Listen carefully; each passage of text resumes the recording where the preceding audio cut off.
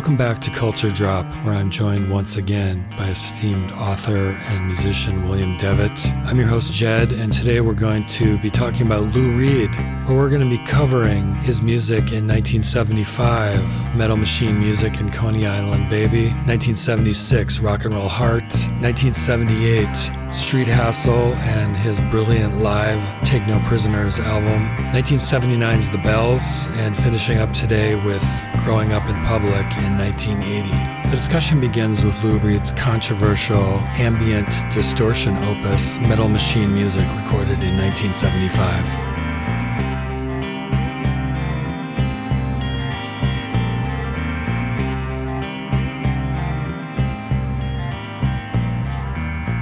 Famously one of the most returned albums ever in music history. Well, that's a shocker. Huh? That's not surprising. No. And what did I think of it? I listened to, I think, the first side and said, okay, I don't need to hear three more sides. What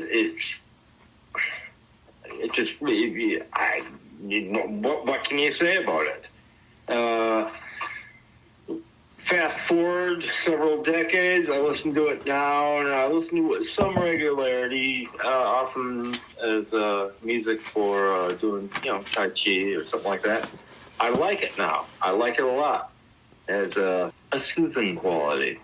It sounds like there's a whole lot of stuff going on, and there is a whole lot of stuff going on. Lou tried to market it to RCA at the time as modern classical music, and they weren't buying that, and their RCA had a dedicated label, their red label for classical music, and so he tried to sell them on that, or at least he said he did, and they weren't buying it, and so I think at the time Lou also said, if you listen closely, you can hear all sorts of passages. Flight of the Bumblebee and Stockhausen and Tchaikovsky and things from European classical or Baroque traditions. Let me just interject right there, and I'd love to hear what you think. But I had heard that too, so I was listening for I think that was a put on. I didn't hear much of that. Yeah, you think so? You think Lou would ever put on the American public? Yeah, it ain't there. There might be just some random happenstance, and there are all sorts of little odd melodies, and some of them are very almost nursery rhyme like things that just pop in briefly for a half a measure or a half a bar or something. It's just luck of the draw. It was basically it was Lou doing a whole lot of speed, just getting his jollies with pure sound. Why did he release it? Any number of reasons that he's stated, other people have stated, to get out of his contract with RCA, as a giant middle finger to his record buying public that wanted to hear garbage like the Rock and Roll Animal live albums and Sally Can't Dance, as he saw them as garbage. Of course, years later he changed his tune, and I think they were all brilliant additions to the great American novel set to music that he was writing, which of course he came up in his later years as well. Why did he do it? Who knows? I think one insight into it is on that Take No Prisoners album, which we'll talk about later, which I really enjoyed.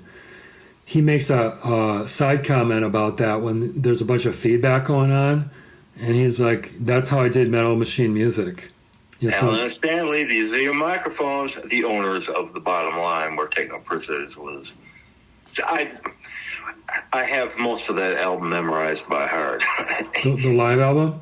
Yeah. Yeah, well, I can't wait to talk to you about it because I really like that. I made a bunch of notes about this record. I won't, go through all of them, but it'll be good to get your reaction to some of this stuff. My first comment is about the cover. You know, it almost looks like a movie poster. Here, right? What? We're talking about Metal Machine We're music? talking about, we're back to Metal Machine music now. Oh, okay, yeah. Go ahead. It's a really cool cover. You know, it's got different fonts. You know, it's kind of got a handwritten Lou Reed thing. And the Metal Machine music, it almost looks like a movie poster, you know? Yeah. So, yeah, it has that quality. And then it's got all this... Iconic, and he wasn't quite iconic yet, but it's very iconic kind of looking, like this is an important thing. And then it has all this little text written in most of the corners of the album that, oh, this must be really important stuff. And you start reading it, and it's got like all this, you know, crazy Lou Reed wording about various things. Yeah, you know, on vinyl, it's a double gatefold, so you'd open it up, and Lou wrote this piece, this great piece. I mean, it's obviously, you know, heavily Speed influence, and a lot of it makes reference to Speed as well. And you see what a great, writer Lou was, but that kind of writing as well, just prose, basic prose. Yeah, very much in the spirit of like Bob Dylan albums, where he would do that on like the back of his album covers, you know, just kind of go stream of consciousness. And a lot of it is just, it's the opposite of what it is. Like one phrase that I wrote down that made me chuckle was avoidance of atonality. Right. And I'm like, really? Isn't that the opposite of what you're doing? No, it's because you and me and everybody else are too stupid, musically inept and ignorant to understand. So we think it's atonal. And right, which brings us to the ostrich guitar. Yeah, I still don't know.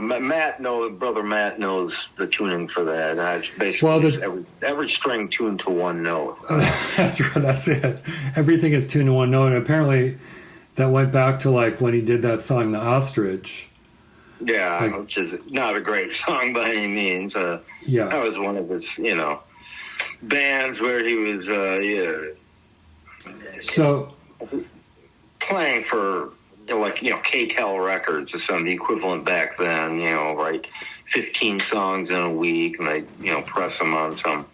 Right, that was for label. Pickwick Records, and just as a little sidebar here, that's why, up until, 1980 or so, I'm just surprised kind of how lazy he was in terms of rehashing Velvet Underground music, since he was writing like 15 songs a day, for his day job when he was working for Pickwick Records. You think he could just knock out fresh material?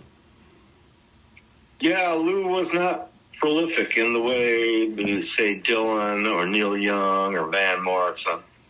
He was not prolific by any means. In fact, even in the studio, there's very few outtakes or even alternative takes of his material. Now, maybe there is, and maybe Lori has some of those tapes in her archives, but not very, very little has been released. Just a few songs here and there, from throughout his career. So he was not by any means prolific. But anyway, yeah. I mean, I don't want to digress too far from this album, but that's a really interesting point, actually. So avoidance of atonality. Imagine if it wasn't all tuned to one note. It would have sounded even more harsh to the ear, which is hard to imagine. Well, I don't know that he was using the ostrich guitar tuning. Yeah, who knows if he actually was. He said he was. Oh, well, he said all kinds of things. But, right. He said that he just, had two guitars just set on to feed back, just leaning up against the speakers, two different speakers. And this is probably close to the truth. Then he just manipulated the tones and pitch manually. Like I think it was recorded on a 4-track. I don't know. Yeah. Now, was this the binaural sound album, he actually record? lit the equipment that he uses, which is very interesting in itself. on the liner notes on the back of the album. Right, he lists all the equipment, right? Yeah, but did he do alternative tunings? Well, probably. But this is a guy who's in a mad state of mind. The speed frenzy. He may have been up for a week. Doing this in a small apartment. Was this the first of he did a series of binaural recordings? Was this the first one? No, this wasn't binaural. Okay, but it's one of the reasons I kind of enjoyed listening to it is there's two definite separate channels going on, and oftentimes one will be like very high EQ and the other one will be low EQ. So listening to them in stereo is, if you're in that kind of harsh ambient. One of the notes I had is this is like ambient music gone horribly wrong in the best way possible. If you're in a mood for that kind of music, the fact that there's different things EQ-wise going on in different channels is kind of interesting. Bob Ludwig mixed it, and he may have mixed it in quadraphonic, which was kind of a big thing back then. It didn't last because you had to have a stereo system, receiver that would accommodate. I think it was a strict, what it was a strict stereo separation. There's no panning, like partially in the left channel part. There's one thing in the right channel, one thing in the left channel kind of thing, which makes it interesting to listen to. I think that's correct. I think it says in the equipment details on the back that it's recorded on a 4-track, a TIAC or something. Yeah. Can you imagine if you were Bob Ludwig, mastering this? You have to sit there and listen to this and okay, now. Did Bob master it or mix it? Well, maybe it wasn't mixed. Maybe Lou did the only mixing on it. I guess Ludwig, he mastering. He did the mastering, I believe. Yeah. In terms of influence, I don't know if you've heard My Bloody Valentine very much, but a big part of their sound, it has this kind of feedback screeching in the background as they're playing their music. Shields, Scott Shields. Kevin Shields, yeah. Kevin Shields, yeah. I had the one album, Loveless or whatever. Right, this is definitely like an influence on Loveless, I think. Oh yeah, absolutely, yeah. And it's been a big influence on a lot of people. 9 Inch Nails or whomever. Some people like 9 Inch Nails with some commercial success. Yeah, it's very like industrial music. So a band like 9 Inch Nails, which is kind of industrial, you can hear that. I also hear there were times when the feedback kind of sounded like Birds, which reminded me of the Beatles' Tomorrow Never Knows, which has got a lot of kind of feedbacky stuff in it. Yeah, you can hear Birds in it. You can hear Dolphins. You can hear, on the low end, maybe or mid-low end, whale songs. It's not nearly as harsh as it's given credit for. On the high end, if you listen to it, if you have a good stereo, or even just set it on kind of average, and low volume is recommended for meditational purposes. Should you be somebody who likes to use that kind of music for meditation? Apparently I am one of those people. It's not nearly as harsh and unlistenable as it's been made out to be. It just isn't. There's all kinds of, I won't get into all, the craziest music ever recorded. That could be a whole different topic. Yeah, I listened when I was reading about this. I listened to like some things that supposedly influenced him, like Lamont Young. So I listened to that. I find this more interesting than like discordant saxophones like Lamont Young just going insane. I like the ending of Metal Machine Music where there was that they had to solve the quandary of the repeating groove that just kind of repeated itself, which the Beatles also did on Sgt. Pepper, where it kind of has like a drumming kind of low-end rhythmic aspect to it at the end of the album, which I kind of like. Yeah, on the CD, the remaster, because I had stuff somewhere, it repeats, I don't know, 15 times or something like that. On vinyl, it was a locked groove. Right. It just went on indefinitely until you got up and, took the tone arm off the LP. Right.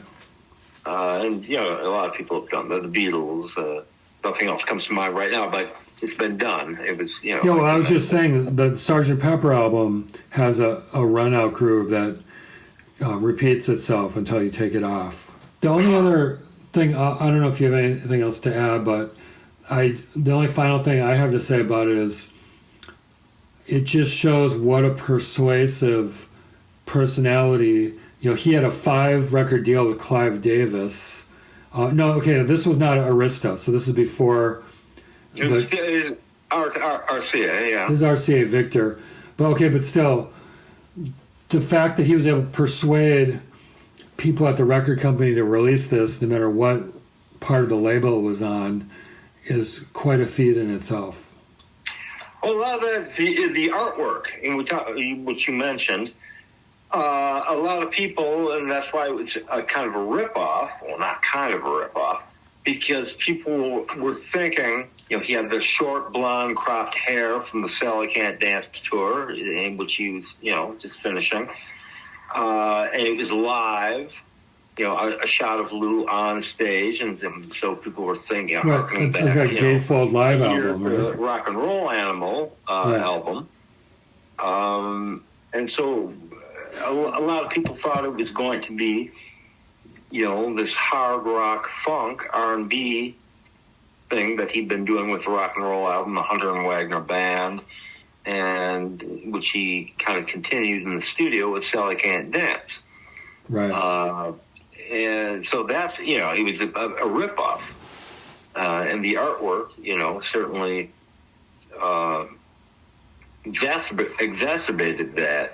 What I don't know what to say. Well, to quote the liner notes, Lou's liner notes, my week beats your year. Yeah, and somehow it feels like he was way ahead of his time. Like, I can listen to this today, listen to it on good speakers, and like, yeah, okay, I kind of get what he's doing. Well, really, really good drugs, really good speed. It focuses the attention. I like what. There's somebody from, Warhol's, the factory scene, and Andy wrote about who, I forget if it was a guy or a gal, but they were, speed was the big drug of choice, not heroin, really. Speed was easier to come by, and, vastly different drug, vastly different. And of course, Lou had, massive avant-garde influences, even before he met John Cale in 62, 63. John Cale was coming from the Lamont Young and, school, the whole avant-garde, trip. Yeah. And Lou was like, the primitive rock and roll guy, Bo Diddley and New York City, doo-wop and, R&B. But Lou, obviously he was, when he had his record show, or his radio show in college at Syracuse, a late night radio show, I think it was called On a Wobbly Rail, was the name of his show. Mm-hmm. It'd be spinning Albert Eiler, and, the latest Ornette Coleman, really out there hard bop, I guess what we call jazz. Yeah, that's actually a really interesting point, because I always think of him as like coming from a more traditional songwriting background, because he was writing those made-to-order songs. The other thing I was wondering is, I wonder if anyone recorded or has like put on YouTube any of those shows that he did in college. Yeah, I don't know. I've never looked it up. That would be interesting. Mm-hmm. Yeah, you'd be talking 63, 64. Mm-hmm. I don't even know if a cassette tape was available to the public then. Obviously reel to reel, and that would be the way they would have been recorded. Yeah. But, reel to reel tape recorders were and are expensive. But yeah, that would be, I think 60, 62, 63, 64, like that. Well, speaking of dates, you want to move chronologically to December 1975 and Coney Island Baby? Yeah, so he basically, RCA said, don't ever do this again, meaning Metal Machine Music. Yeah. Your last chance. It's your last chance. Lou was out of money, he had bad management from Steve Katz, his manager. I think it was Steve. And was living like in the Chelsea Hotel on a weekly basis, paying rent weekly or something. And it was just, flat broke. And somebody, I forget who, said, okay, Lou, I can front the money for the studio, help you put a small band together and make a proper album. And Lou played ball. He stepped up to played ball, and it's a gorgeous album. It's almost pristine in its quality. Coney Island Baby, I'm talking about. Yeah, I agree. I think it's well recorded, and there's a lot of interesting songs on here. It's very well recorded, almost too well recorded. Mm-hmm. And the remaster on CD, which Lou oversaw, is even better. It's a very small band. This is where the world got introduced to Michael Sikorsky, his drummer, who would be his drummer for the next 5 years until 1980. Oh, okay. Interesting. The Everyman Band. And it was Michael Sikorsky on drums, Bruce Yaw on bass. He pretty much plays upright bass on the album, Coney Island Baby. Mm-hmm. And it's a very quiet but pristine. It almost sounds like the Eagles or something. A very pristine recording. Some very, very sweet and discreet backing vocals. Lou plays guitar, primarily just rhythm, very gently stroked and down mixed. And the lead guitar player, I hate that term, but we'll have to use it, was a guy named Bob Kulick, who ended up playing for Kiss. It's a very, very commercially accessible album with some very sweet songs on it and some very short, concise songs, almost like the last couple of years of the Velvets. Charlie's Girl got this, Sweet Jane vibe. It's actually kind of a vicious song. It's laid back. It's got a cool guitar groove, that one. Yeah, very, very, very mid-tempo groovy. It has a loud... The bass, I thought on that one at least, was kind of louder. I guess it depends on what system you're listening to it. Bruce Yaw might have played electric bass on that one. I think it's primarily acoustic bass on the album. Crazy Feeling, the first song, I noted, it kind of stood out to me because it had slide guitar and bells in it, which I hadn't heard that much from Lou Reed in the past. Yeah, that's a sweet song. Yeah. The sweet, just walk into a bar and wow, there's this person. And, you don't know if it's, man or a woman, and that's not the point. It doesn't matter. The title song is one of the greatest things he's ever recorded. It's, just a stone cold classic. Mm-hmm. He never reproduced it properly live. It was restless, musically, and changed bands and musicians and approaches to songs, and his voice changed. Even the demo for that, which was done previously with Doug Yule, which were released on the remastered CD in 2001, something like that, is inferior to the album version. It's just a miracle of restraint, and it's quiet, it's sad, it's strong. When Lou raises his voice barely above a whisper, it sounds like someone yelling almost. Very effective recording, very effective, production values on that song. Just one of the sweetest, most genuine and heartbreaking love songs ever. Just the way it ends, the very last. I'd like to send this one out to Lou and Rachel and all the kids at PS 92, Public School 92, right, Long Island. And for you, now I swear I'd give the whole thing up for you. It's just very sweet. Rachel was, of course, his girlfriend at the time. Was, some people think was a man, transgender. Neither here nor there.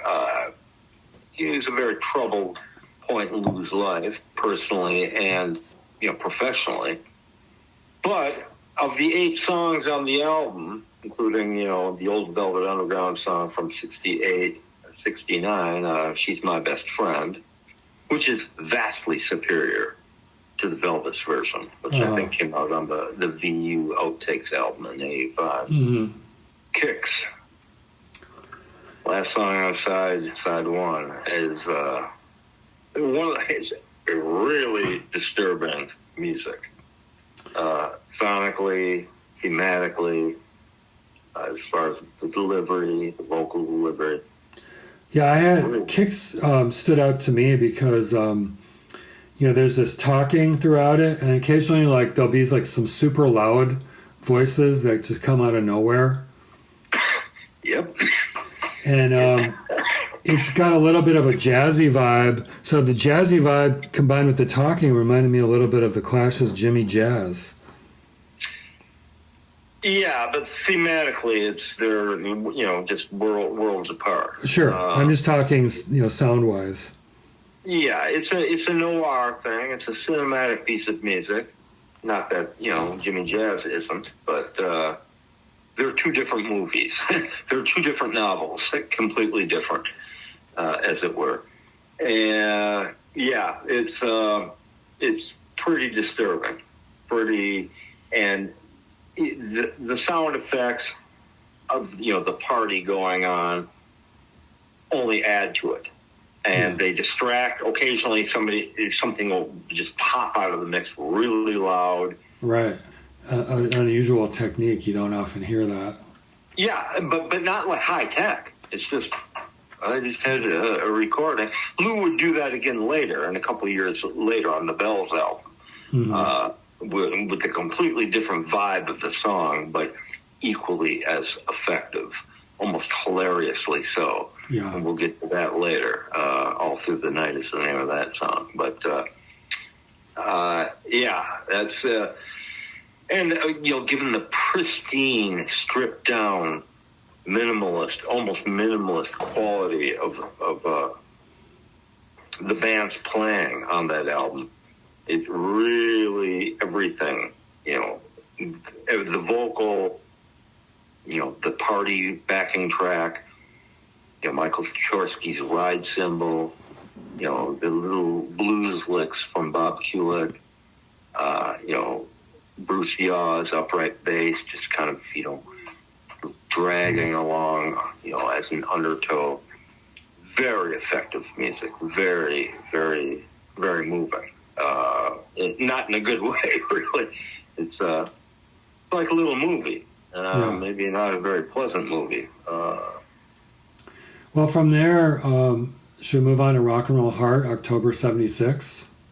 Sure, yeah. There's a new label. There's Arista. There's Clive Davis and Arista, yeah.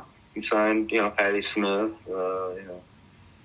That's the first full, proper Everyman Band album. Again, Michael Sikorsky on drums and Bruce Yaw on bass, augmented by their mate, Marty Fogel, I think these guys were, they were a Prague jazz rock band from like upstate New York.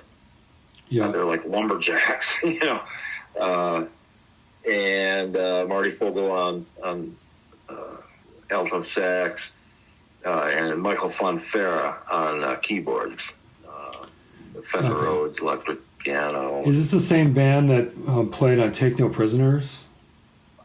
Yeah, with the exception of the bass player, Bruce Yaw, quit the band, and they brought in a guy named Ellard Moose Bowles. Okay. Yeah, they were a great band, and that's a very underappreciated or overlooked period of Lou's music, rock and roll animal to 1980s, growing up in public. And a lot of people say, well, his personal struggles and, artistic identity crisis, and, personal tastes were getting the best of them. With the exception of, the Street Hassle album, which is, deemed a classic and a comeback. And I guess we'll get to that. Yeah. Well, I'm in that camp. That's one of the reasons I wanted to do this with you is, I knew the early Lou Reed solo stuff and I knew the later, but I didn't really know this period. So it kind of forced me to go through the discipline of listening to all these albums. One thing I noticed about the album cover that I kind of liked is the words rock and roll heart are kind of written like a heartbeat, which I thought was kind of clever. Yeah, that's an interesting font they use on the cover of the album. Yeah. And of course, the photo is that, bluish, black and white bluish, TV screen.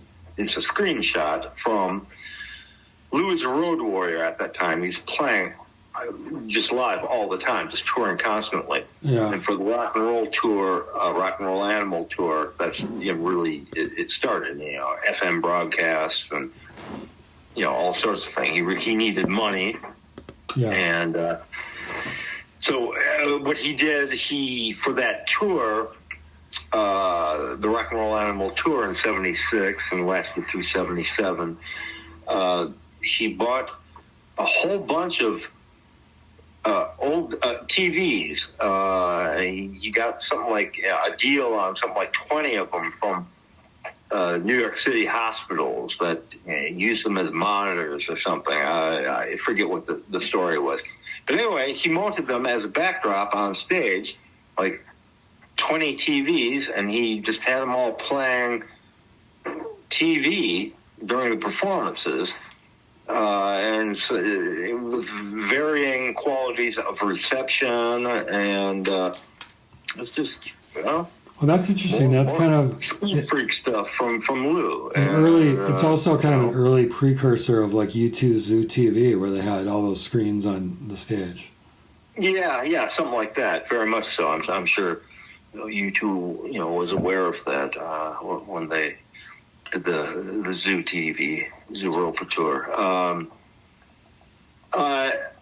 It's an interesting album in so much as it's 12 songs, I think, and they're really short, very up tempo. The band has a great groove. Lou is the only guitar player on the album, and I think on the tour he was using like some custom like Alembic or something, or Travis Bean maybe, guitar. And he doesn't play a lot. There's several songs where there's really no guitar at all. But when he does, you take notice. And he was really turning into a serious gearhead around that time. Well, probably started with like Metal Machine music. And maybe he was getting, had a little money to actually invest in some stuff, some gear and better guitars, and Gill's ES3 through 5, knockoffs that he was, had been playing with at the end of the Velvets. And you'll hear some of that on like the title track, Rock and Roll Heart. After the verse and then, the chorus, that just big bulge of hyper distorted but very controlled. It almost sounds like a machine. It almost sounds like Metal Machine music.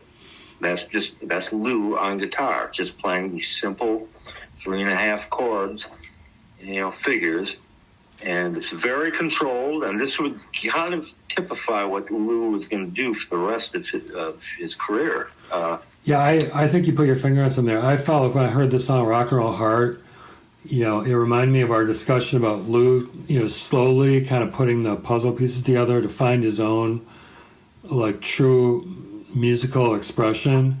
And, like, I felt like the song "Rock and Roll Heart" was, very much like Lou putting down his flag. Like, this is what he's about, what he's going to be about in the upcoming years. Well, it's odd because at the time, he was just getting into, Danny Fields and people like that were introducing him to all these, young, new New York City bands. And, he really liked the Ramones. Yeah. And the Ramones, their whole, trip was, see, we're dumb. We're dumb guys in leather jackets. Of course they weren't. They dumb guys at all. Especially, Joey and Johnny Ramone. But Lou really liked that. And the song "Rock and Roll Heart" kind of sounds like not an homage to the Ramones, but thematically and lyrically, I guess I'm just dumb 'cause I knows I ain't smart. But deep down inside, I've got a rock and roll. It's kind of like the simple, girl group, kind of melody and progression that the Ramones specialized in. And then you get that big, hyper distorted electric guitar, which of course, sounds like kind of a reference or a nod to the Ramones. But it's odd that he chose kind of a funk, up-tempo funk, and of course, disco was very popular and gaining popularity at that time. Well, "Follow the Leader" has like a dance groove to it. Which does? "Follow the Leader," the third. Oh yeah, very, very much so. Yeah, he'd do that live with the band, and they'd extend it. It's a very groovy record, and largely very up tempo. But "Banging on My Drum," which is just a straight Chuck Berry Stones kind of thing, with Lou playing some great Chuck Berry guitar on it. That's another probably probable nod to the Ramones. I found the album kind of a mixed bag sonically. Like when I heard that first song, I was like, oh, this is kind of like a cheesy rock and roll vamp. It's boring, soft rock production. I'm not going to like this album. And then it kind of like started gaining steam. And by the sixth song, You Wear It So Well, I like that song. It kind of reminded me of like, The Big Music or something. It had this piano and kind of this reverb. That's the one that has Garland Jeffries on it, and the album kind of slowly picks up steam. And by side 2, it seems like it's sounding better and better as the album goes on, almost. Yeah, I guess. To me, every song has a distinct groove, and that's a testament to the band, who really operated as a band, knew how to play with each other. Of course, there's a Velvet's outtake on that album as well, "Sheltered Life," which I think was they demoed pre White Light, White Heat of the album, so it'd be like 67. I think a demo version of that with just like guitar, or maybe even acoustic guitar. Mm-hmm. And it sounds nothing like, the very much, cocktail lounge jazz treatment that they give it on the album. Yeah. And, it's sly, it's funny. And all the songs are very short, too, on this album. The last song on the album is the reason for owning the album. It's a mighty and chilling piece. Temporary Thing. it's a harrowing song about. Is it he's referring to drug use, a drug habit that's a temporary thing? Is he talking about a woman or a man? A lover, a love interest. Is it the temporary thing? Is it a combination of both? Which might be more accurate. That's testament to Lou's, writing ability. Is that the ambiguity, which is this about? The tension is palpable in the song.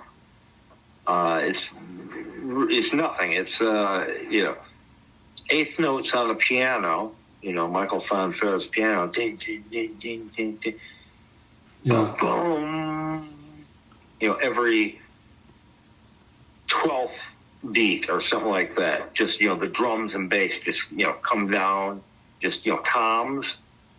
Well, Yeah. the song. Unfortunately, we can't in this format, have music.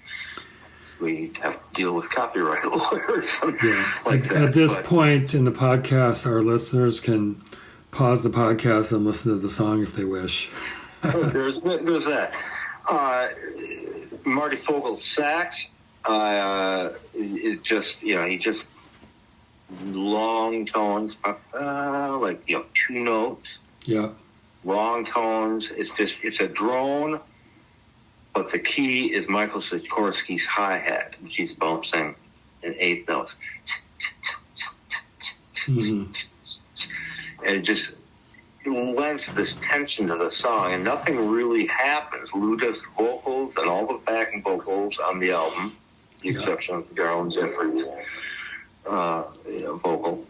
And by the end of the song, it's like something's got to give, and it's 5.5 minutes long, something like that.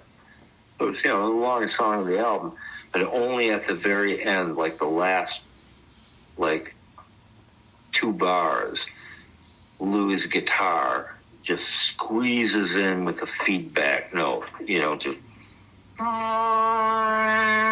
It sounds like something from, the Velvet's White Light, White Heat. Uh-huh. And then the song just dies. It just stops cold. No cymbal splash, nothing like that. It's just very effective production. Mm-hmm. He'd do something later on with Temporary Thing on the Take No Prisoners live album, which is even more astounding to me and very, very different. Sure. With that being said, you want to move on to Street Hassle? Yeah, why not? Yeah, Street Hassle's a big deal. February 1978 released. Yeah. That was that was the first Lou album I bought with my own money in real time when it came out. That was his first attempt at the binaural sound of recording, which is partially binaural. And you really can't tell because the album it's so muddy and murky. Indeed, it is. I don't know if they've done a proper remaster, like when, Lou's Estate remastered all his albums posthumously. But during his life, that was one of the few albums they never did a remaster of. And I'm sure that was intentional on Lou's part. He's probably very protective of the original sound quality of the album, which is very, very strange. It's just weird. Most of the backing tracks were recorded live in Germany, various cities in Germany, on his extended Rock and Roll Heart tour from 76 to 77, where he's, playing new material on the road with the Everyman Band. And so he took these tapes, and he wiped Bruce Yaw's bass playing and overdubbed his own bass. Wiped, I forget who I think he had a touring guitar player for some of the Rock and Roll Heart tour in 76, 77. Well, the long and short of it is he wiped all that and overdubbed more of his own guitar. And the mix is it's very strange. It's fuzzy and murky and things pop in and out of the mix.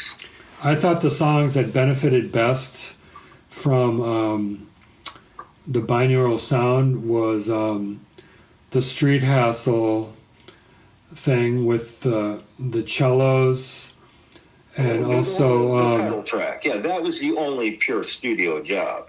And also, Real Good Time Together has got two separate kind of I forget the name of the effect, but it's very similar to the Smiths' How Soon Is Now, which you and I have discussed before, where it sounds really cool in headphones because there's different guitars and different headphones, but it's really a mixed bag. And then that song Dirt. My impression is that it's a song of absolute and utter self-loathing.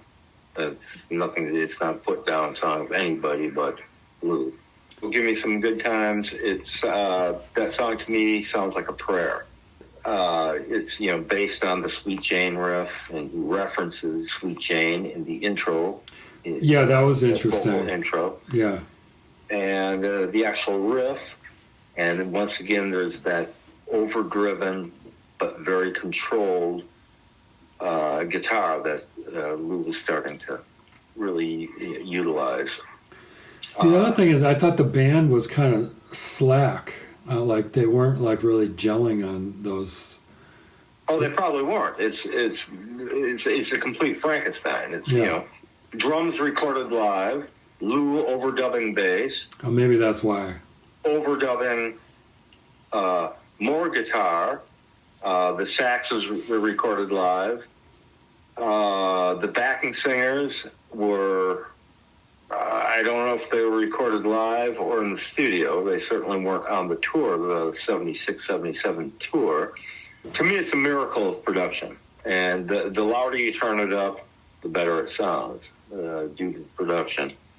And they do sound slack. It sounds shabby and jazzy. It's also extremely funky. To me, it's got great body. It's great body music. It's a very physical track. He never on the tour for that, the '78, the Street Hassle tour, which he toured extensively with Yndurian the Blockheads opening for him. My brother Matt, so I'm at the State Theater on that tour. That song, he didn't pull it off. It sounds more together. It's quicker and brisker, more accents, downbeat accents, breaking the song up. To me, that studio version with Lou's overdubbed backing vocals, which sound like a chant, he's singing more or less unison on all of it, on the verses and the choruses. Remember, which song are you talking about now? It's only 3 minutes long. It's a very short song. Which song? Give Me Some Good Times. Oh, okay, yeah. The economy of language, to me, it's one of the most lonesome songs I can think of. It's one of my favorite Lou Reed songs, period, and a favorite song just of anybody.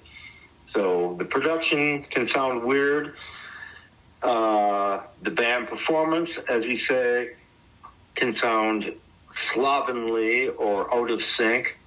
To me, these things, I appreciate those observations, and I can see why somebody would have them. And to my mind, they all contribute to this out of focus song, which is emotionally out of focus, psychologically out of focus. And then there's another weird thing. I think it was on this song where there's like lead guitar lines that like you can barely hear. That you want to like have them turned up. Almost sounds like a cello or viola, fading in and out of the mix and playing exactly the main head, the main melody, not doing anything. And then Marty Fogel's alto sax also fading in and out of the mix. How much of this was intentional? How much of it was trying to capture the binaural, sound experimentation? I don't know. To me, it's as startling as it's musically as interesting as his contemporary peer Bowie was doing with Eno on the Low and the Heroes album. The Lou's version, the title track, to me is sounds like a miracle. It's as well as I've mentioned with "Give Me Some Good Times." It sounds like a prayer. And I'm listening to it, and I'm like, wait a minute, that's Bruce Springsteen on there. That was a total surprise. Yeah, it took me, even though I was, really getting into Bruce at that time in '78. Dark Side of the Edge of Town was the first Bruce album I bought. Saw him. That was the very first, rock and roll show I ever saw was Bruce on the legendary '78 tour. Wow, what a great first show! I didn't realize it was him. I just thought he was like some guy who kind of sounded like him, maybe. But that's what I thought. But then when I heard he does a line like, he alludes to Born to Run. He says "Tramps Like Us," or he may even say "Born to Run." I'm like, oh, that's Springsteen. Because Lou wrote that, and Lou said at the time, I wouldn't be able to do the song straight. I wanted somebody else to do it. Like his recitation in "I Found a Reason" from the Velvet's Loaded album. Yeah. Honey, that thing. I've found a reason to keep living. Very slow, sweet. Right, kind of that 1950s, right tradition where the singer stops in the middle of. Lou indicated that's what he wanted in that song, but he said he himself wouldn't be able to do it right. And Lou was, recording, I think, at the record plant at the time, and he knew Lou a little bit, or knew Bruce a little bit, and asked him to do it. So that's Lou's writing. Now, did he write that? Tramps Like Us, we were born to pay. Surely he understood the implications of having that line and having Bruce, rap that line on the record. I never gotten any answer or even read about in books on Lou or articles on how that line came to be. Bruce's delivery is magnificent, and it's very hard to actually pick up the words. It took me a couple decades to actually decipher the words before the internet, and where you can look everything up, and half of it's wrong anyway. But that song it's a prayer. It's a series of prayers. It's a benediction. It's just a wonderful piece of music, which he couldn't pull off live because it's so subtle and so sensitive. Live, he did something else with it. That'll come up on the next album, Taking a Prisoner's album. But that's right, yeah. To me, that those first three songs, and Dirt is, you don't like it. It's one of the. It just feels grimy.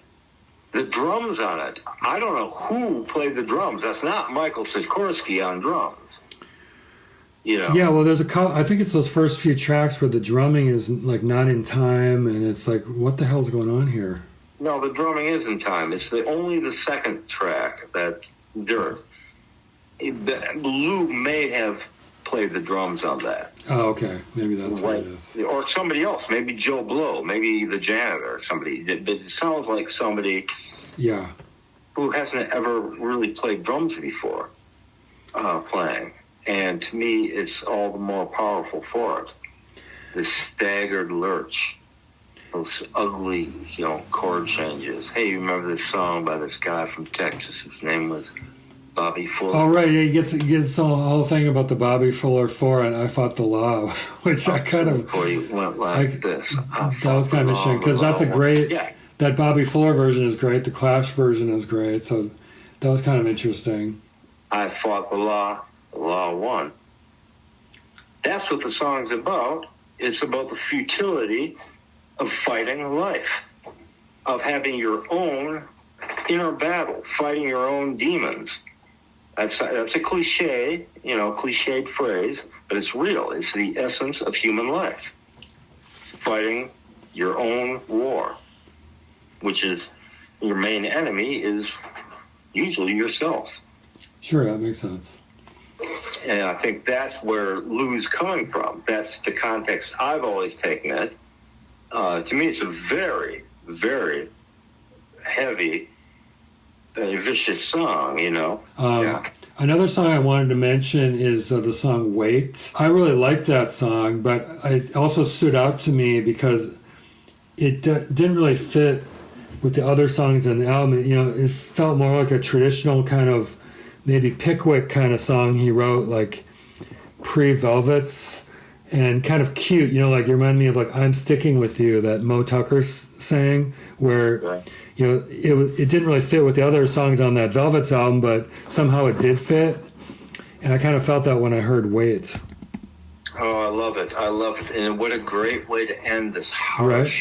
Yeah. angry, frightened album. It's with Sure. this shabby little R&B shuffle. Yeah. The girl's vocals actually louder than Lou's lead vocal, echoing and mocking him, a little nursery rhyme quality. And Yeah. by the time it gets to the end, it's a very short song again, 3 minutes long. It's getting Lou's, he's just scatting at this point. It's just beautiful. It's just, just a lovely thing. And Lou's guitar, it's still very raw R&B licks, like Steve Cropper, if Steve Cropper was like 7 years old or something, or Keith Richards in A Foul Mood, or just a beautiful little song. I love it. I love the album, but that song, Wait, that's a beautiful piece of music. All right. Well, that's probably a great transition to an album I really did love, which was Live Take No Prisoners. Recorded May 1978 at the Bottom Line in New York, released November 1978. Should we talk about that? That's the next album. Yeah. And to me, it operates. The nature of that album, to me, operates as an actual standalone, almost a studio album. But what I mean to say is that it has the stature of a studio album. And to me, a major studio album, because I'm one of the few people in the world who actually love it. It's more than a live album, is what I mean to say. Live albums are usually, documents for people who saw the tour, kind of mementos. I agree. And I think this is where the binaural sound really shines. Like I was listening to it on headphones and I was like in sonic heaven. It just sounds so great with that recording technique. Yeah, it's strange to hear, to think about what he was doing different during the year, with Street Hassle, which sounded so muddy and fuzzy and murky. Yeah. Versus what he was doing. Well, this is true binaural sound, Take No Prisoners. Right. And it's truly, it's not trying to like glom on overdubs. It's just a live show with the mics Right. perfectly placed in this binaural setup, and it really works. Right. And as Lou said at the time, and it's true, you really need to listen to it on headphones. Yeah. And you actually, you will get, it's pretty trippy. And it's strange because the tapes, now I've never read this or heard this anywhere, but I just know it as, a musician and not an audiophile, but it's not somebody who pays close attention to sound. The band is not coming through the mains on the tape. the sound, in other words, the sound is almost like it's an audience recording. Yeah, it's a dummy head with two microphones. Basically, is what you hear is like what you'd hear if you're an audience member, right in the middle of the floor. But you're not getting the band through. It's not a board mix. I know. Yeah. At all. It's completely, literally live. Yeah, I mean, that's how I understand it. It's literally just a left and right microphone in a mannequin dummy's ears, placed just how someone would hear, which means it had to be sounding really good coming over the PA. Yeah, I think there were three. It's taken from, I think, 3 shows at the bottom line. 3 shows, and supposedly Springsteen was in the audience for at least one of the shows because he shouts out to Bruce. He actually he talks to him. He says hi to him and Right. Addresses him. I believe Miami Steve Van Zandt might have been with Bruce. It's nothing like what I've heard. There's several very high quality, 3 that I can think of, FM broadcasts from the Street Hassle tour in '78. And the band is pretty tight. They're monolithic. It's a strange vibe that band had, which Bowie's band at the time also had a very strange vibe too. Euro funk, Euro R&B, Euro R&B, funk, jazz, krautrock. Whatever Bowie was thinking, Lou was doing something parallel to with that band, the Everman Band. Great band on this live recording, especially like I told you, the drummer's just a monster on here. Yeah, he is. Lou actually calls attention to him at one point, during Sweet Jane. To me, it's a miracle of spontaneity. Lou's guitar playing is wonderful. He's playing, which I thought was the coolest looking guitar I'd ever seen. It was a clear plexiglass. It looked like a Dan Armstrong, clear plexiglass.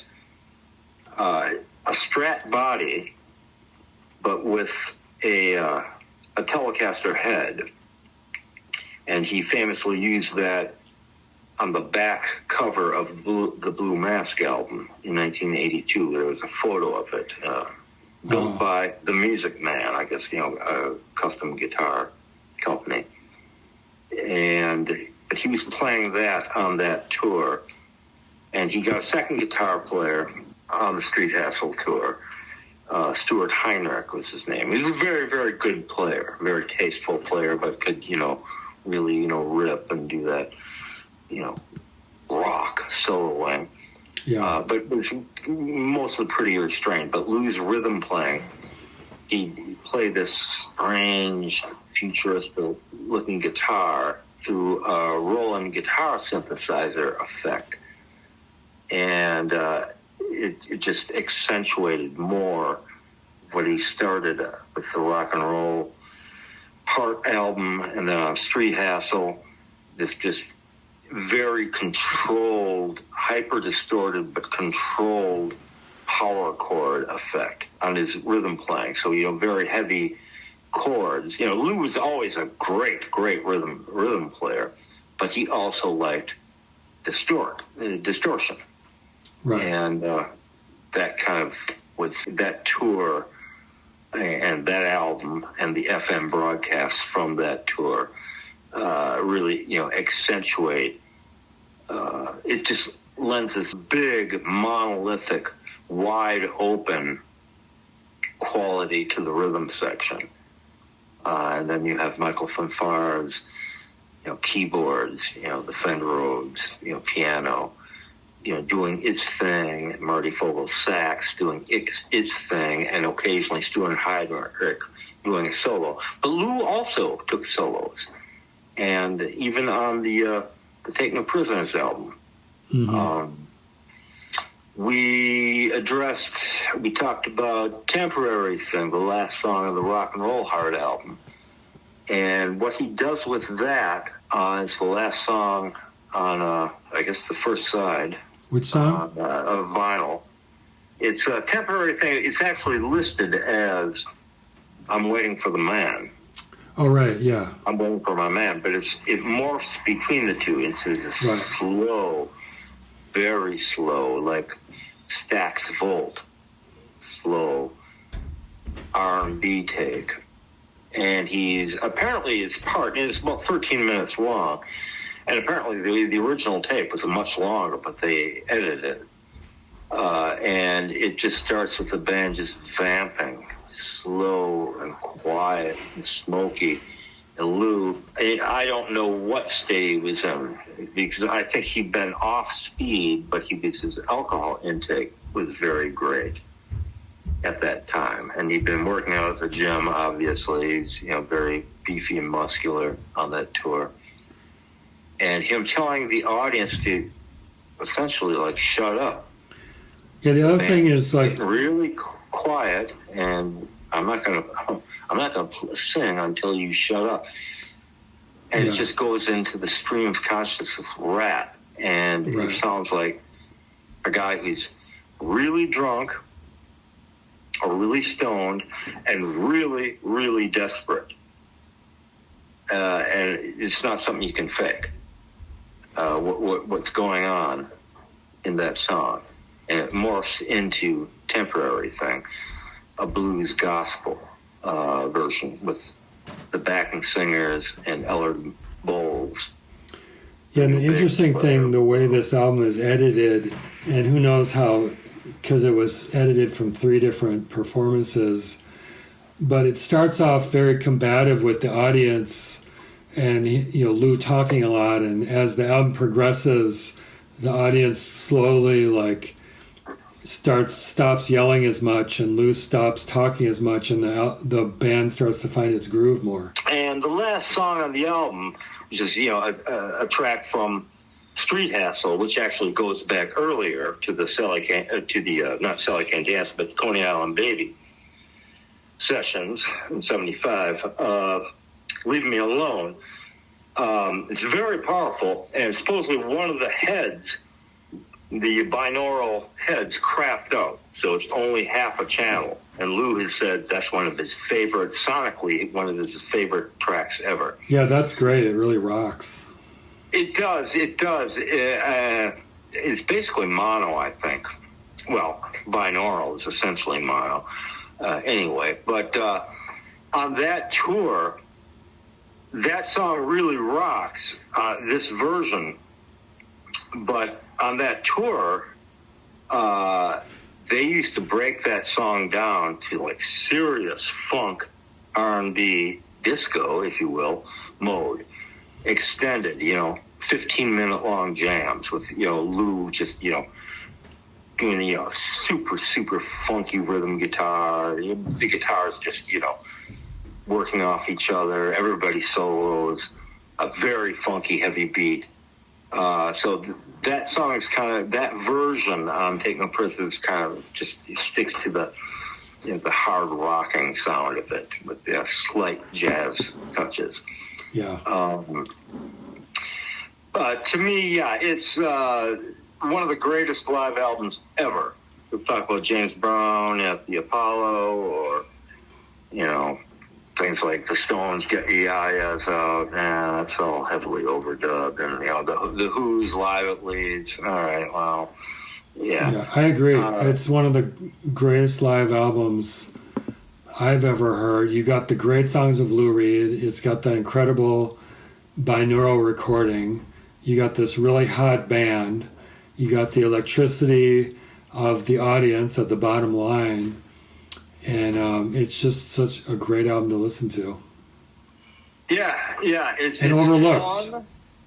It's harrowing. His version of, Coney Island Baby on that, it's extended to like 7 minutes long.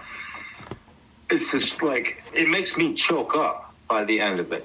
It's just, Lou's he was starting to get in his shouty vocal mode.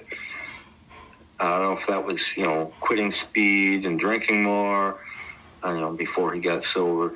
but it sounds like it sounds like somebody really, really in pain,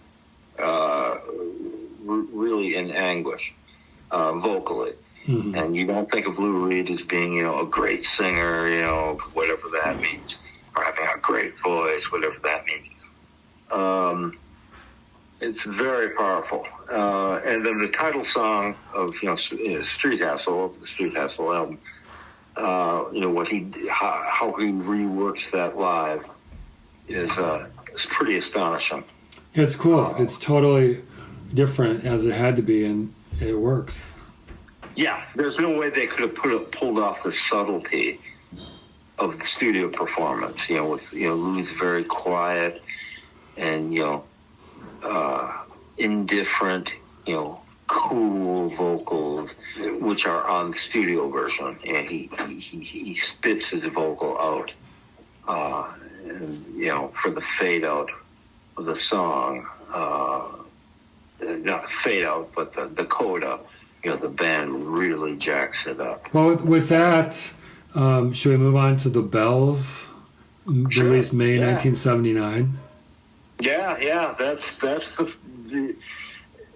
only true of the binaural recordings. Well, the live album obviously was, but this is studio, and again, it's a really strange sound, but it's not as murky and disjointed and sort of schizophrenic as Street Hassle.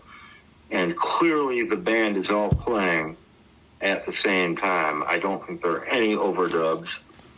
It's only Lou on guitar. Stuart Heinrich didn't play on this album. And they recorded in Germany. And Supposedly in the middle of this guy's place was in the middle of nowhere in Germany. And it's really, really, it's weird. I mean, people thought that, Bowie's, low, and then, Heroes album sounded weird, due to, Eno's input and, Visconsi's, sympathetic production techniques. This is even weirder than sound just sonically than those albums. I had read all about this binaural sound, and I couldn't wait to hear this album because, now they're going to record at the founder of binaural sounds place. Shunk or whatever. And, I listened to the live album, which is just sonically shimmering and a poster child for the binaural sound. And I heard this, and it's like, oh my God, this just went horribly wrong. It sounds like a sonic mess. It does. It does sound like a song. I almost felt like it was a joke album, like it was an album he did to get out of a record contract. I didn't find the songs very interesting. The Don Cherry thing, he's a trumpet player. I heard very little trumpet. I heard a lot of saxophone. So I had very high expectations for this album. I was going to hear some great Don Cherry trumpet work. It's going to sound incredible. The songs are going to be great, and it just disappointed me across the board. Apparently, he did a lot of collaborations with Nils Lofgren, which a bunch came out separately on a Nils Lofgren release. But I'm curious to get your take on it. Yeah, I think he did 2, maybe 3 songs with Nils, and all except one song, which is "Looking for Love," which is a straight rock and roll song. All were collaborations with his band. Sorry, just one other thing I just wanted to say is, coming off that live album, I was really expecting him to rock, and he went a lot more experimental. He went in a totally different direction than I expected, I guess. At the time when it came out, but at the time, I was disappointed, and I couldn't get into any of the songs except the solo Lou composition, "Looking for Love," which is a 3-chord rock and roll song. And I thought it sounded weird. I thought the band sounded weird. I knew it was the same players mostly. Yeah. as, the Take No Prisoners, the 78 Street Hassle tour. I had a real hard time. I listened to it, and slowly, I'm not talking about week by week or month by month, but year by year. Yeah. I never gave up on it. I really like that sinking in. I like that last song, The Bells. I have to say, I really like that song. Yeah, well, Lou claims that's one of his favorite pieces ever as well. That's a pretty weird piece of music. Yeah. There's a thing, Lou has said, and it's in that song and the instrumental Disco Mystic, there's a big bell, like a church bell. And apparently they rolled it in on, a big platform into the studio, and it was big, and they had a huge hammer you had to hit it with. Yeah. And they said the only person who was big enough and strong enough was bass player Ellard Moose Bowles. He's a big guy. Yeah. So he whacked it, and it sound so that sound you hear like in the bells at the end, which I almost thought was like some kind of tape malfunction at first. Yeah. Like, what is this? Well, it's a bell being hit in a recording studio with little plastic heads. With a bunch of really weird and probably very high, but anyway. That's an interesting piece, to be sure, but I love the album now, and the Nils, Nils is a great guitar player. A great guitar player. Seems like a great guy, a very sympathetic musician with everybody he plays with, Springsteen's E Street Band and whatnot. Nils said that Lou called him up like in the middle of the night. I don't know how they, met each other or anything like that, but he said Lou would like call him up in the middle of the night, 3 a.m. or whatever, and start, rambling on with lyrics and ideas, and Nils would try to write things down and whatnot. So I don't know how they collaborated. Yeah. It seems like such an unlikely collaborator. That's really the first time since, the few Velvet songs, which were credited to other people, aside from Lou, that he ever collaborated. And in a way, it has a very jazzy R&B quality to it. And, there's sax, there is, trumpet on it. There's, think of the opening song, Stupid Man. It's this great fanfare, like almost Ornette Coleman, Don Cherry, like horn, section work. I really like the album. I think the texture of it is just incredible. It just doesn't sound like anything else. There's some records that it doesn't sound. It sounds completely unique, and that's a sound that is not pleasing to you, and probably wasn't pleasing to a lot of people. Obviously, it didn't sell a lot, and I don't think he's ever played any of those songs live. I don't think any of them. Yeah, that's an interesting point. It really feels like an album where he had something artistically he wanted to put across. That Charlie Chaplin's City Lights song comes to mind. And he wasn't he didn't care what you or I thought about it. He had something he wanted to say, and he was going to say it his way. I think so. He had a really hot band, which is, coming to the end of its tenure. Yeah. And they have one more album in them with minor personnel changes. You really, turning to a serious audio and gearhead, so the binaural thing still fascinated him. He wanted to do it right in the studio. Don Cherry had toured with them, played some shows, I don't think the whole tour, but some shows, and there's at least one very memorable FM broadcast, excellent FM broadcast, out from 76, from the Rock and Roll Heart Tour, where Don Cherry plays with the Everyman Band. yeah, it's hard to know, like, what he was going through. You say, oh, well, this, Lou was high. Well, no, he wasn't. He's probably drinking more than ever, probably to compensate for, not doing speed, probably working out at the gym, and, just he was just a weird guy, Yeah, so artistic, this is old music for Lou. This R&B and jazz sensibility behind the Bells album. This is old music. This is, from his college days. And maybe he just thought this is an opportunity, where I am right now with the label, and they're going to sign off on it, and I can release it, and I've got this hot band that's just got off the road. I'm just going to do it. I'm just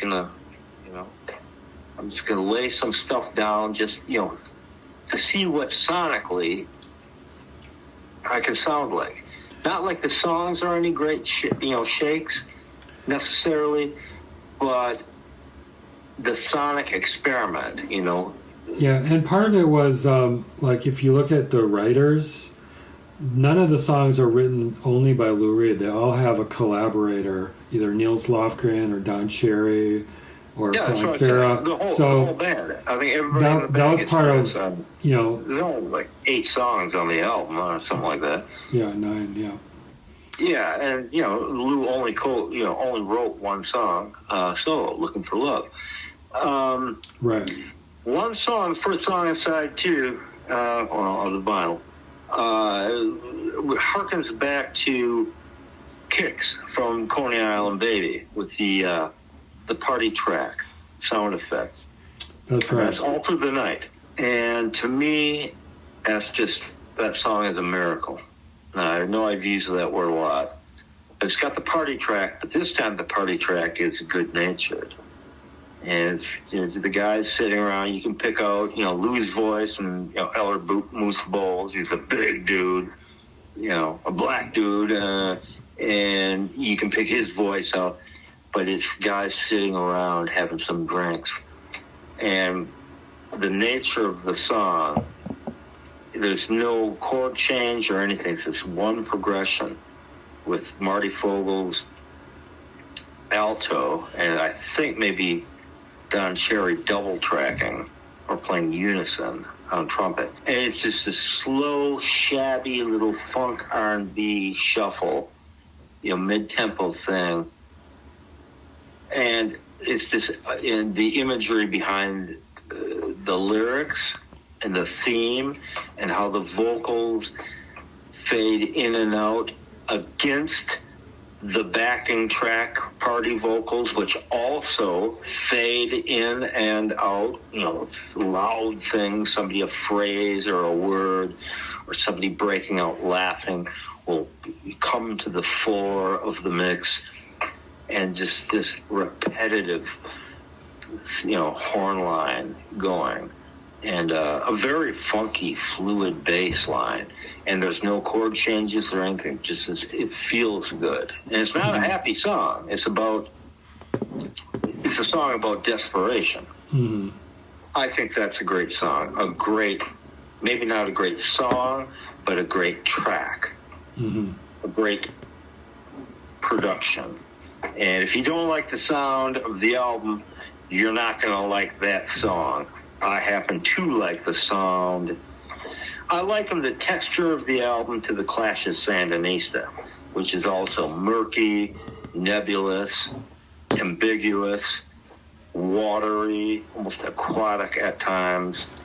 And I liken the sound of the Bells to the Sandinista album. It's best to be played live, or loudly, or on headphones. But yeah, it took me a while. But when the album came out, it confused me. Didn't know what to think. There you go. That's my take on the Bells. Should we move on to Growing Up in Public? Yeah, that's the next one. Yeah. Released in 1980, which surprisingly, like a true rock star, was recorded at George Martin's Air Studio in Montserrat, where all the big bands like The Police and Dire Straits and Paul McCartney recorded records. Right. Yeah. I guess Arista must have, after the Bells, they must have had faith in him. He must have one commercial album, to, get some money out of him. Let's send him to Montserrat. Now, this album I really like a lot. I felt like now finally, the Lou that I know, that really found his voice in like the 80s. He's really kind of, it's starting to come into focus for me now with this record. I can see that. Again, it's all collaboration songs. Him and Michael Fonfair, the keyboardist, collaborated on all the songs. So there's no individual Lou composition. And to me, musically, they're all pretty weak, which leads me to believe that Fonfair wrote most of the music and Lou just concentrated on the lyrics. It's one of the wordiest albums. It's certainly the wordiest up until that point that Lou had ever recorded. Lou's showing off his highbrow, or maybe his middlebrow, intellect and education. And the ideas come fast and furious. It's fascinating for that. Musically, it's the Everman Band, but Marty Fogel, the sax player, has left, and they brought in Chuck Hammer, who I only really know from playing on Bowie's Scary Monsters album, which came out the same year, which is kind of the end of an era for Bowie, as Growing Up in Public was the end of an era for Lou. Otherwise, it's the same band, and Elliot Moose Bowles on his big, broad bass. There's one single from the record, which is kind of hilarious, The Power of Positive Drinking, which failed to chart. No kidding. I never heard that one on the radio. Yeah, that's a fun little song. Well, 3 minutes or less. That would be Lou's last non-sober album. And I think it was, he was pretty much just down to alcohol, at that point. And, if you look at the album cover, it kind of looks like that. He just looks kind of downtrodden. He's wearing like this velour V-neck sweater, his face half in shadow, like he's just kind of beaten down by life or something. And on the back cover, it's Lou and the band, like a sound check or something, hanging out on the stage with flight cases. It's the only time Lou's ever had his band photographed on a record. Wow. Well, actually, he did it one more time on the Lou Reed Live in Italy album, which is only import originally from 84 with Robert Klein, Fernando Saunders, and Fred Meyer. He had pictures of them on the cover, and it's a double album, so inside on the gatefold. But yeah, it's a big turning point album for Lou. He had just married Sylvia. And he's saying to himself, I got to get straight. Yeah, this is kind of like it's sexually straight, but I got to quit drinking. Right. This is like the start of Family Man, like straighter Lou. Yeah. And lyrically, it's a wonderful album. It feels like very autobiographical, like the My Old Man stuff. I'm sure it's exaggerated, but it feels like he's drawing on a lot of his own personal experiences to a certain extent. Oh, I think so. He and his dad, he hated his dad. To put it, just bluntly, that would come out in later years. But it already showed up in songs like, Kill Your Sons from Sally Can't Dance, which he continued to perform, all for the rest of his career. I think Lou's trying to confront himself which is what the album title refers to, Growing Up in Public. Trying to, Yeah. He's trying to play it straight, trying to say, here's what, here's the deal, people. Okay, here's the deal. Here's where I am. Here's what I'm trying to do. Okay, I'm trying to quit drinking, but I'm a hardcore alcoholic. I, got, sexuality, dilemmas or whatever, and I'm basically a straight guy, and I'm trying to be like a straight, normal person.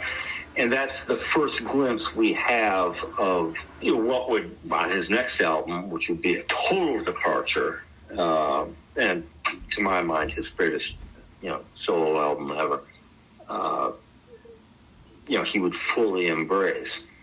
But musically, it's an odd album. Sonically, it's very crisp, very clean. I like the sound of it. And like I said, I feel like this is the first album, basically what Lou Reed would do until the very end. A certain type of groove, a certain type of attitude in life. Like, I feel like it's finally starting to come into focus with this album. I can see thematically or attitudinally,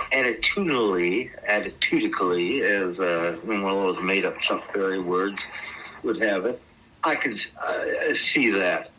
Musically and sonically, it's a cop-out. I think he's trying to do, I'm going to make a new wave record. Now, how long has the new wave been around? Well, probably since 75, 76. What we refer to as the modern new wave, particularly the New York City version. And so I have this really tight, compact, sound in production, and the band playing very tight, quick, up-tempo songs mainly. And, Corky Stasek, who just died, he was a great engineer at the power plant, engineered the album. He also did the Clash's second album, Give Him Enough Rope. But, he did a couple Lou albums, actually. I really like this record. I'm really excited about the albums to come, which I'm going to be more familiar with, from this point on, the Blue Mask forward, and we're getting into Robert Quine and some really cool stuff. Yeah, I think musically, Growing Up in Public is almost forgettable. It's almost like the melodies and the songs are almost an afterthought. They've got that great drive of Michael Sikorsky's drums. Yeah. And they have that big, broad bass playing of Ellard Moose Bowles. This is almost like the anti-Fernando Saunders. Yeah, did he ever do any of these songs in his set after this, like when he played live? There was one, Think It Over, he did later on in his career, which is a very beautiful, sweet, marriage proposal song. Yeah. Just beautiful with the, and not sentimental, gooey, mushy.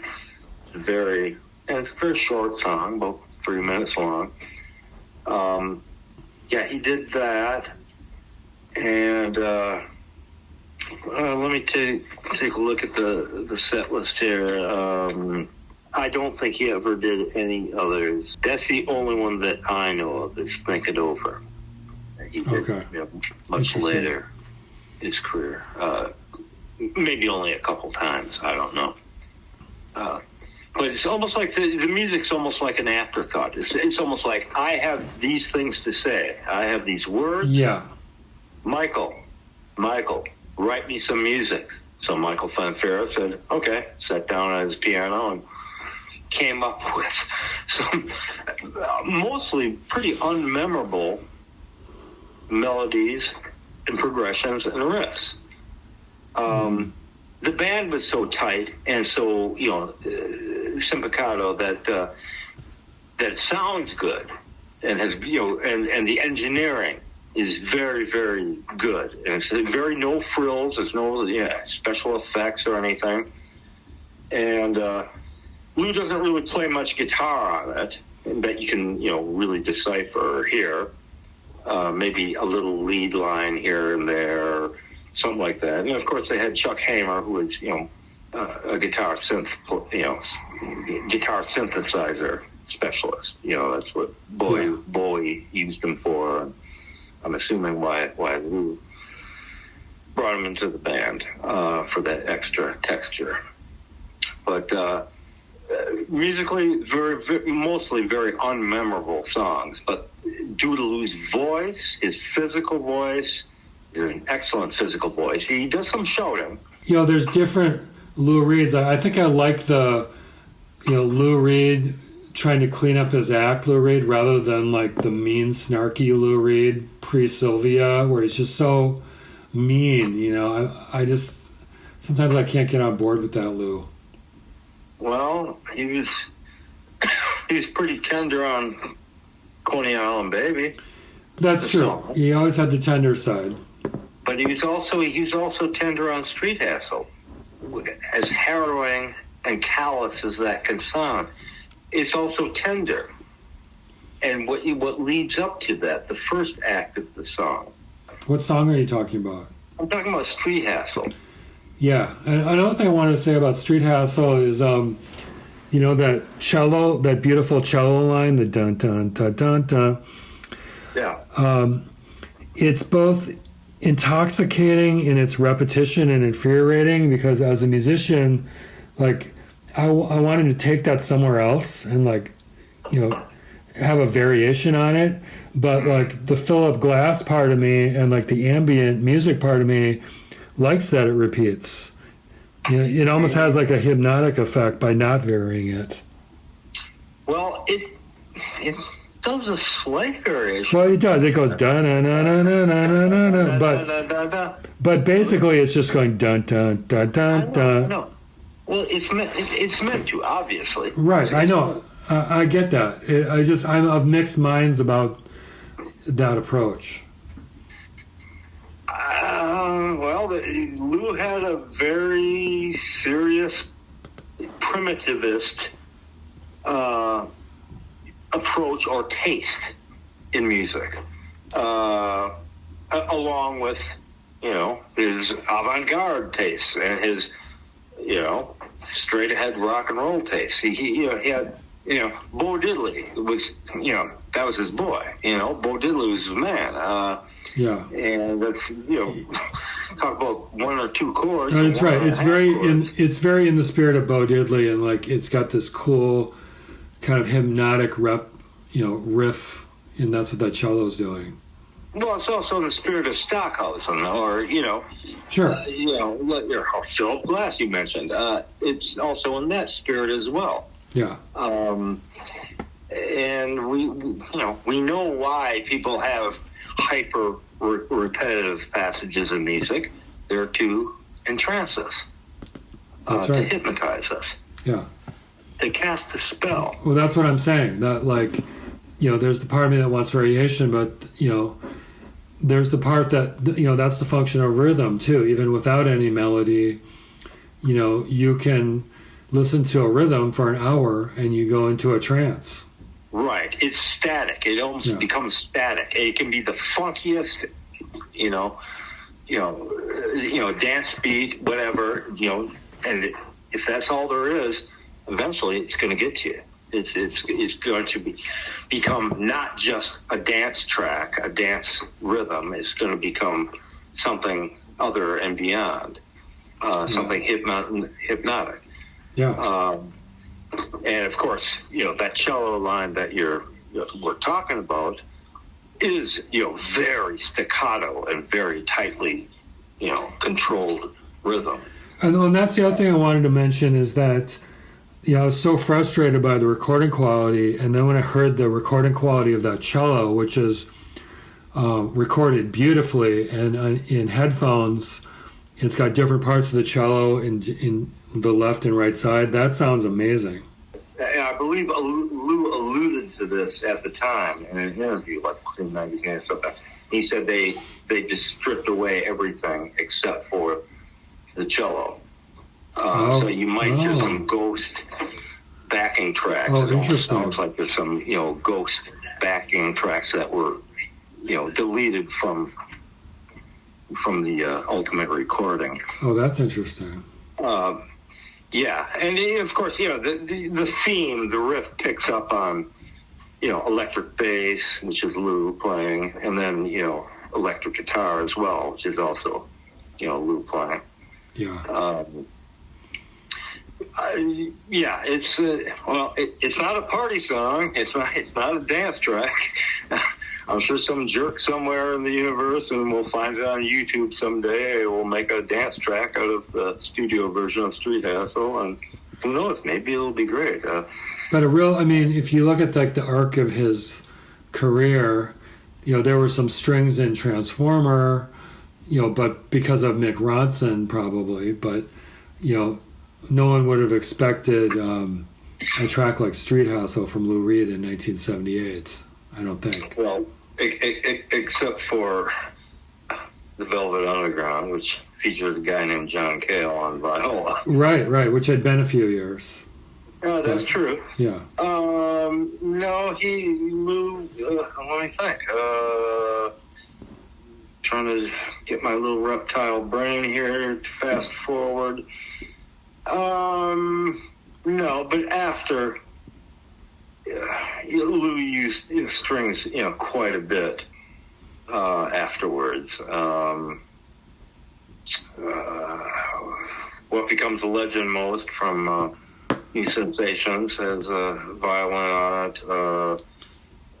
Right. Well, he'd bring, and then later on, he'd bring James Scarpantoni and his wife Laurie Anderson, and I can't wait till we get to the Raven album. And another thing I wanted to say is, you're talking about how Lou is such like a serious tech head in terms of like the sonics of his guitars and the recording. And so I'm really looking forward to what's to come, because we're really going to hear that in the upcoming albums. Yeah, sometimes for better, sometimes for worse. But yeah, as he, became sober, completely sober. Yeah, he'd get more, and sometimes irritatingly so. Mm-hmm. Like almost too clean, and we'll get to that when we get to it. But I guess we'll be getting into a whole new phase of Lou's, personal life, his professional life, his musical life, with the next release, the next album, which will be, the Blue Mask. Yeah.